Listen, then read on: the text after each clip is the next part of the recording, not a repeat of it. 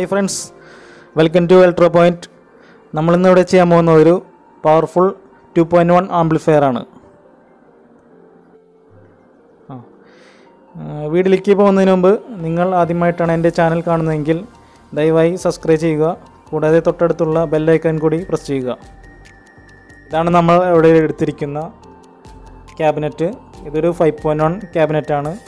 നമ്മൾ ഇവിടെ ചെയ്യാൻ പോകുന്ന ഒരു ഹെവി 2.1 ആംപ്ലിഫയർ ആയതുകൊണ്ട് നമുക്ക് അത്യാവശ്യം സ്പേസ് കാര്യങ്ങളും ആവശ്യമുണ്ട്. അതുകൊണ്ട് നമ്മളിവിടെ 5.1 ക്യാബിനറ്റാണ് എടുത്തിരിക്കുന്നത്. ഇതാണ് നമ്മൾ ഇവിടെ എടുത്തിരിക്കുന്ന ഫ്രണ്ട് ഡയൽ. ഇത് നമ്മൾ ആക്രിലിക് കൊണ്ട് ഡിസൈൻ ചെയ്ത് എടുത്തിരിക്കുന്നതാണ്. ഇനി ഇതിലേക്ക് ആവശ്യമായ ബോർഡുകൾ ഏതെല്ലാം എന്ന് നോക്കാം. ഇതാണ് നമ്മളിവിടെ എടുത്തിരിക്കുന്ന സബ് ആംപ് ബോർഡ്. ഇത് 5200-1943 ഡ്യുവൽ പെയർ മോണോ ബോർഡാണ്. ഇതിൽ നിന്നും നമുക്ക് കിട്ടുന്നത് 250 വാട്ട്സ് RMS ഔട്ട്പുട്ടാണ്. അത്യാവശ്യം നല്ല വർക്കിങ്ങോടുകൂടിയ ബോർഡാണിത്. ഇത് ശക്തി കമ്പനിയുടെ ബോർഡാണ്.